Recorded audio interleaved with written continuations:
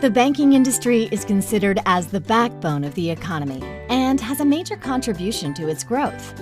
It's also the main driver for currency and financial stability. But how did the story of banking start?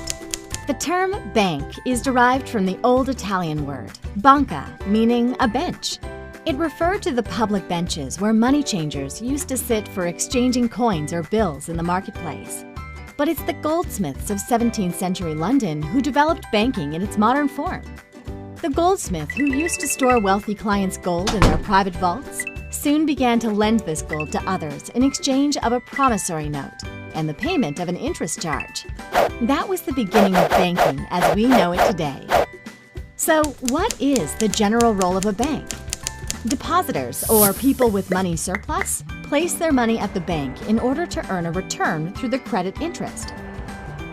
Borrowers, or people with a shortage of money, on the other hand, are willing to pay interest on the money the bank is lending them in order to accomplish an objective they're seeking. And how do banks make profit? A bank's primary source of revenue comes from the difference between the interest it's paying to depositors and the one it's earning from borrowers. A bank also makes profit from charging fees or commissions for services granted by the bank to its customers and from investments. So, why are banks regulated? Banks collect funds from depositors in the form of small-sized deposits and repackage them into larger-sized loans. Borrowers, on the other hand, might not be able to repay the money they borrowed from the bank. In addition to that, banks sometimes invest deposits in risky assets. All of these reasons explain the major role of central banks in protecting depositors' money by monitoring the adequate level of riskiness the bank is taking. What is the role of central banks? Central banks oversee monetary policy to implement specific goals, such as currency stability, low inflation, and full employment. They determine the interest rates that influence the bank's pricing schemes and the economy's money supply. They issue currency and grant authorization to establish banks.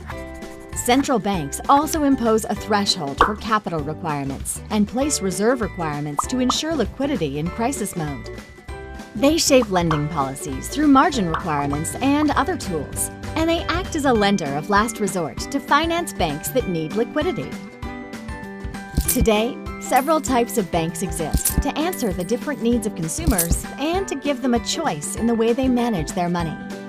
A retail bank, for example, provides services to individuals. Commercial and corporate banks serve small to mid-sized businesses and large enterprises. Investment banks specialize in large and complex financial transactions. Private banks offer a personalized financial and banking service to high-net-worth individuals. So, what do we know today about the future of banking? Direct channels such as mobile and the internet are becoming increasingly important in retail banking as they are in our everyday's life. Customers today expect financial firms to listen, respond, and offer services through social media. Customers across all segments expect highly personalized, convenient, and reliable service, along with 24/7 accessibility. Banking is no longer somewhere you go, but something you do.